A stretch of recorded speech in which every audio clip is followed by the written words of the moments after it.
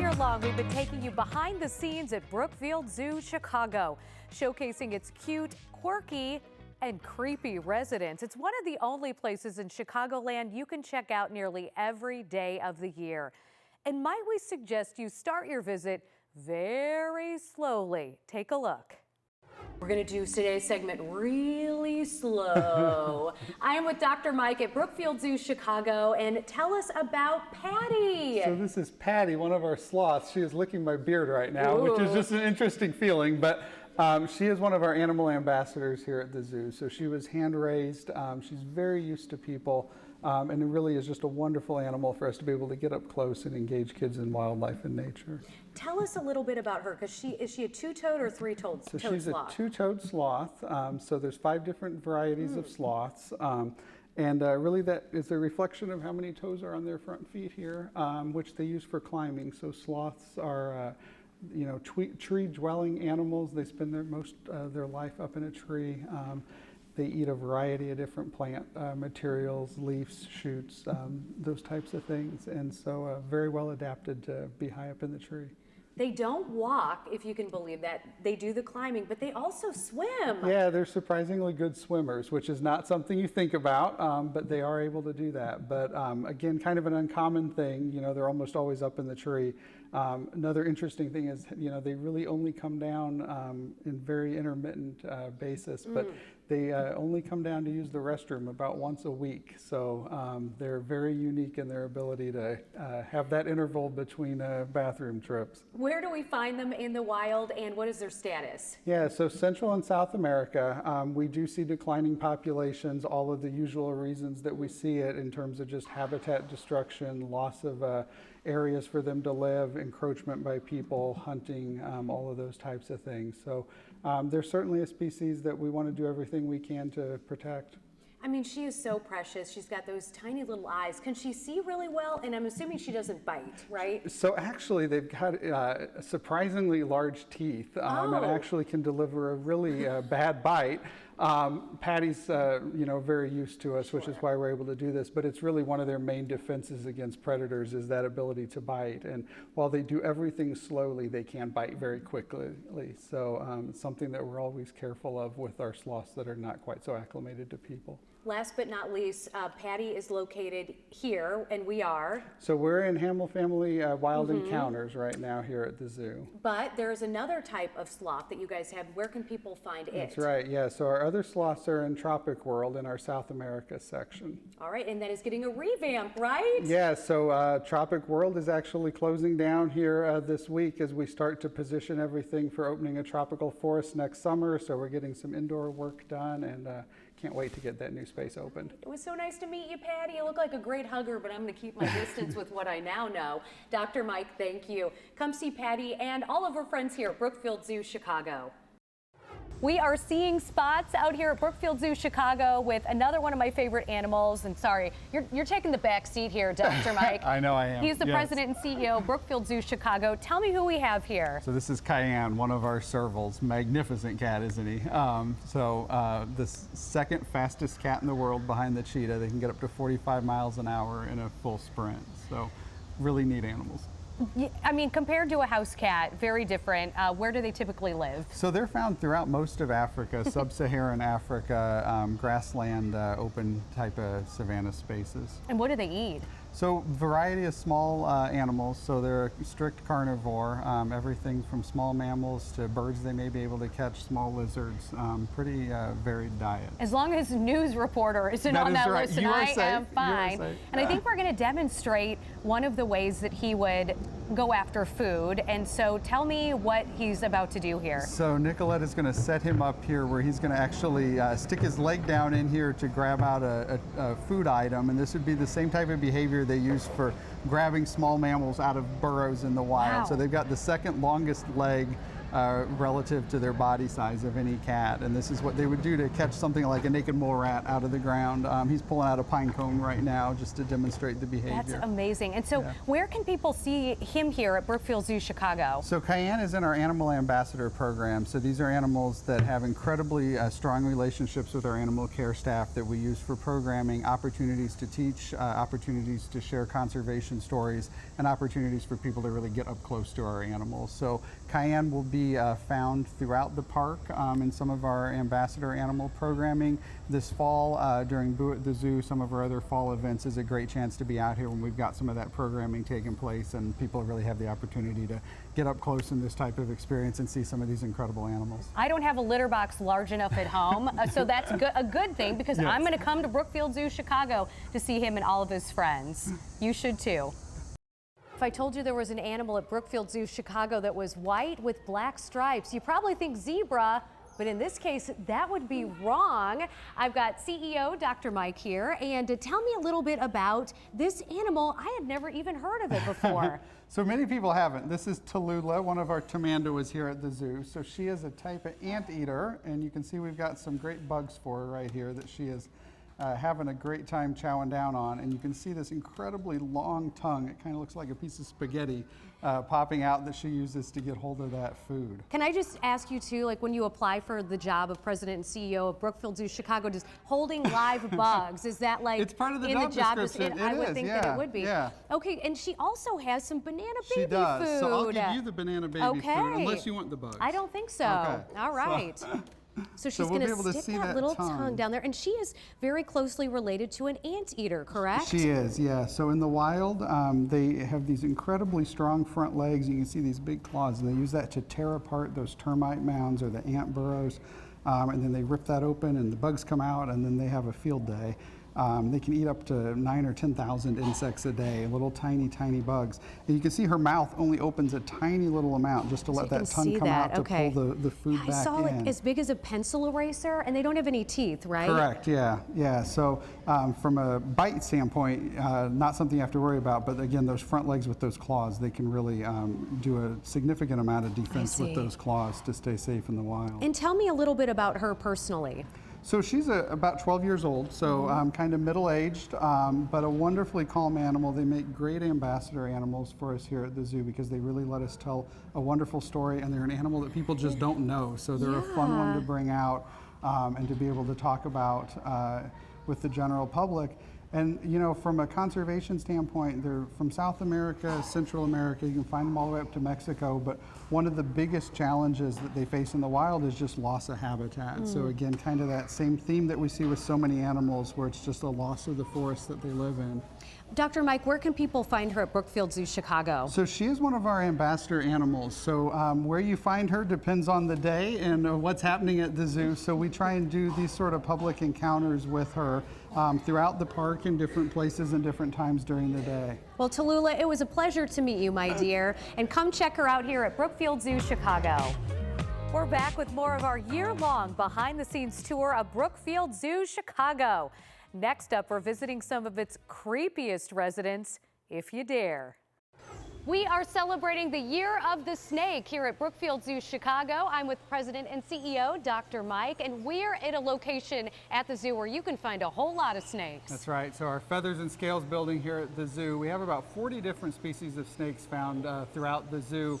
A couple of the ones here that we wanted to share today are our Gaboon Viper and our Aruba Island Rattlesnake. And this guy's doing what many snakes do if you were to see them in the wild. That's right. So he's an ambush predator. So he's in just sort of a sit and wait mode right now, waiting for that prey animal to come by, then going to strike.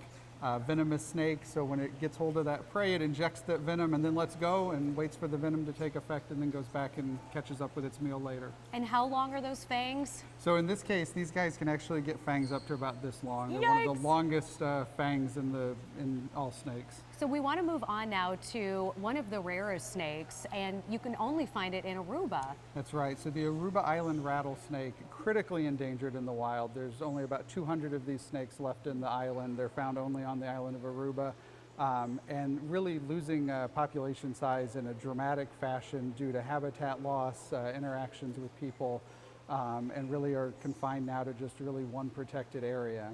So zoos are playing a really important role with that species, where they're in over 15 zoos right now in what we call a species survival program. It was the first one focused around a snake that is trying to bring that population in zoos up, and maybe to a point, hopefully at some point in the future, where we could do reintroductions back into the wild. And tell me a little bit about the two that are here at Brookfield Zoo Chicago. Yeah, so we have 2 females in our habitat here at the zoo, both full-grown adults, about 8 years old. Really just a beautiful snake. They've got just this kind of dusky pattern. They blend in really nicely with the landscape in which they live. A lot of people are really frightened of snakes, but they're not like a type of animal that's going to go after you. That's right. So they don't want anything to do with people. So really those interactions only occur when we sneak up on them or stumble across them by accident and startle them. And rattlesnakes are one of the best animals out there, really announcing their presence and trying to give the opportunity for you as a person to walk away from an accidental encounter. They get that rattle up and really get that going. It's a very loud cue of, okay, you need to leave me alone. You don't want to be here. Well, you can find your favorite snake here at Brookfield Zoo Chicago. If you have arachnophobia, you might want to turn away, but don't turn us off. We're at Brookfield Zoo Chicago with President and CEO Dr. Mike. Tell me about the golden silk orb weaver. So one of the more impressive spiders out there, found in the southwestern United States, Central America, down into South America. One of the largest spider species there is, and what we've got right here is we've got a female and a male. So really profound sexual dimorphism in these spiders in terms of the size. So much larger females than these little tiny That males. is, now, and it's not like the praying mantis where the female eats the male after they mate, right? Because that could make it even spookier That if would that make it were even the case. spookier, Yes. yeah. And I should have mentioned that this particular animal is not on habitat yet at the zoo, so you guys are seeing it for the very first time behind the scenes here, but where will it be when it finally is on habitat? So we're moving these into our living coast area. They've got just elaborate, enormous webs, so that's one of the neatest thing about them. And so we're working on a habitat where you'll really be able to see that web making abilities that these spiders can do, and working to do it in a way that you can really see the web as well as the really impressively large spiders that are hanging on it. And outside of a tarantula, I mean, this is it. The females are the biggest spiders, right? Yeah, that's right. Here, anyway. Here, yeah. Yeah. And they, spiders play an incredibly important role in food chains and within ecosystems. They're important for bug control, insect control, and so they're, while they may be a little bit spooky to some people, they're a very important part of nature. Now, do they bite? They can, they do. Yeah. Okay, so let's not get close then. Yeah, not known to really be an aggressive spider in terms of biting people, but certainly can. All right, there you have it. The golden silk orb weavers soon on habitat here at Brookfield Zoo Chicago. If you've got a fantasy football team for next year, I would pick the naked mole rat, and I'll tell you why. I've got President and CEO of Brookfield Zoo Chicago, Dr. Mike, with me here, and they can burrow as far as 6 football fields. That's right. So huge, extensive underground burrows and networks that these wonderful little animals dig. They're kind of a funny one. They're not one that a lot of people necessarily are very familiar with, but just a really fascinating animal that spends almost its whole life underground, really reduced sense of sight, and really spend most of their time digging tunnels and looking for plant material, which is what they're going to eat.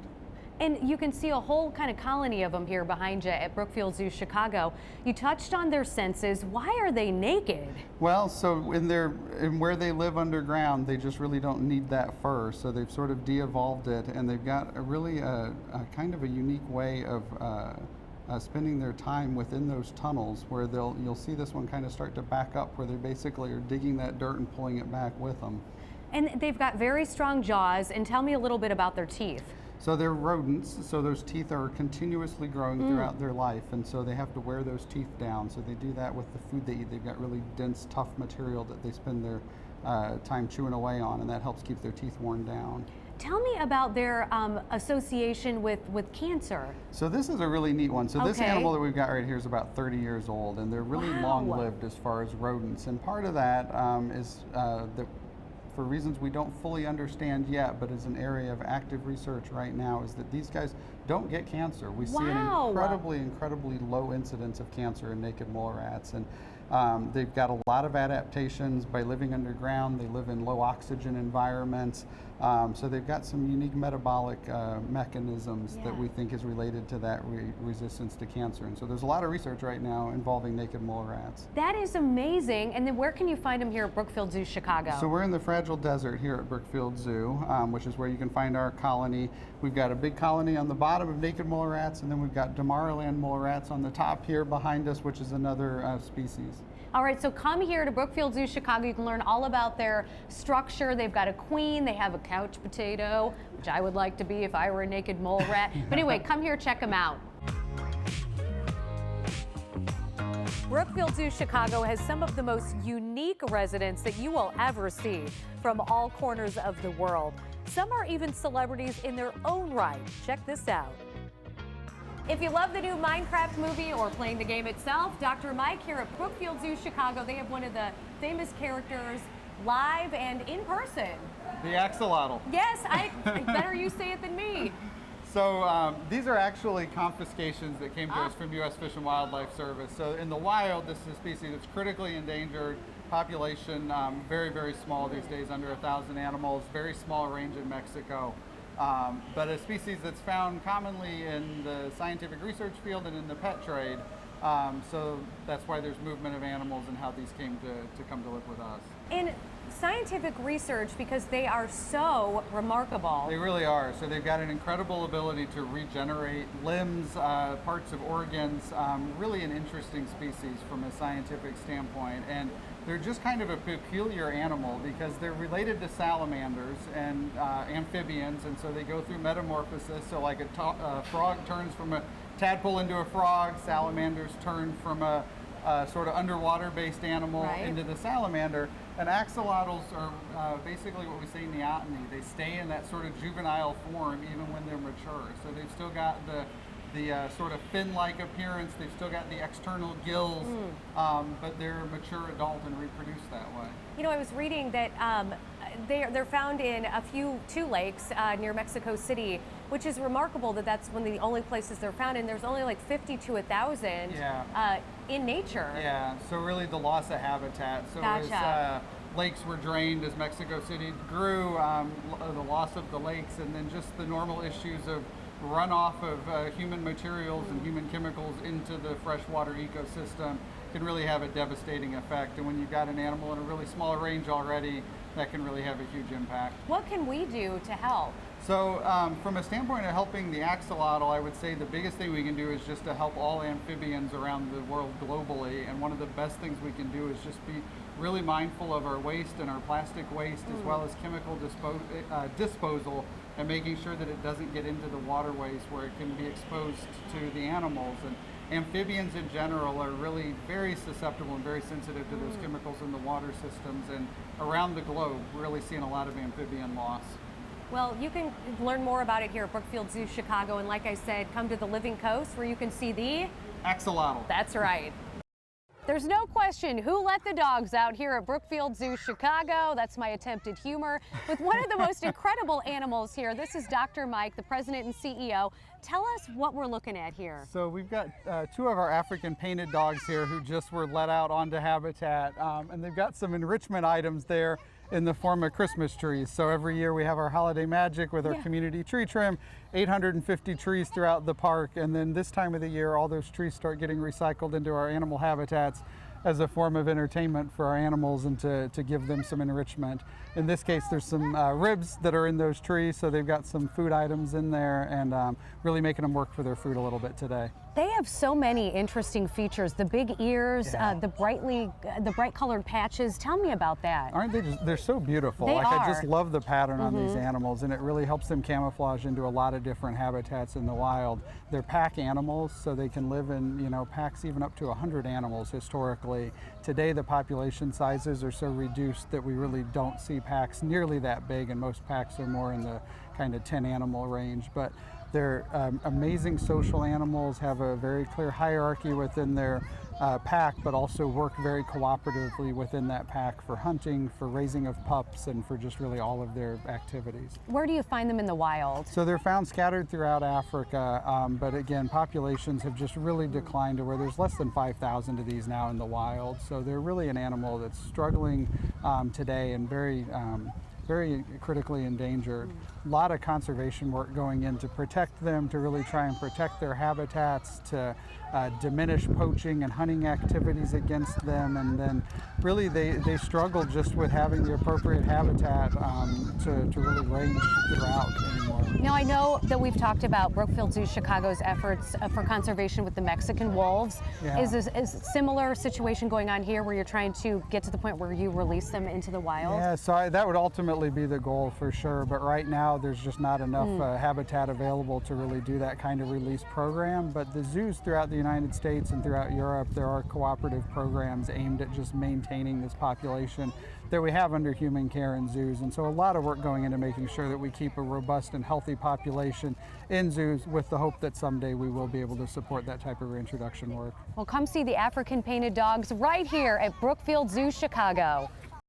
Today we're introducing you to a creature that is made up of 95% water. I'm here at Brookfield Zoo Chicago with President and CEO Dr. Mike, and we are talking about moon jellies. These are pretty amazing little guys. Isn't it? Yeah, it's a really fascinating animal. They've been around for hundreds of millions of years on the planet, and just an incredible life cycle. And this is our chance to bring people behind the scenes and let our guests experience those different stages of the life cycle, learn about how we grow them up and care for them here at the zoo. Awesome. So this is the moon jelly encounter. You can sign up for it online. So let's start with the first phase of their life. So they start off as a polyp, which we can see on these little cards here, and they look like a little sea anemone. And they'll live in that phase for a year or two, and then from there they'll go through a process called strobilation, where they actually spawn sort of off of this polyp and turn into the medusa, or the jelly shape that we always think of as a jellyfish. Sure. Okay, and then we're going to back up over here. And what do they eat, Dr. Mike? This is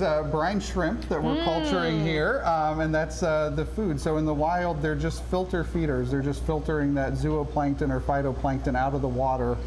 They've got these little stinging cells. We all think of jellyfish as stinging, and they use those little nematocysts or stinging cells to paralyze that plankton, and that's how they then consume it. All right. I know brine shrimp is sea monkeys, so I don't know, maybe people out just kind of making it like relatable. Okay, and then what is this under the microscope? So we're looking at here are these polyps, and actually on the microscope you can see the polyp, you can see kind of the sea anemone shape there, and then also on the slide here, we'll try and move around a little bit to where we can see some of the brine shrimp on here as well. Here, I'll pull that one over. Yeah.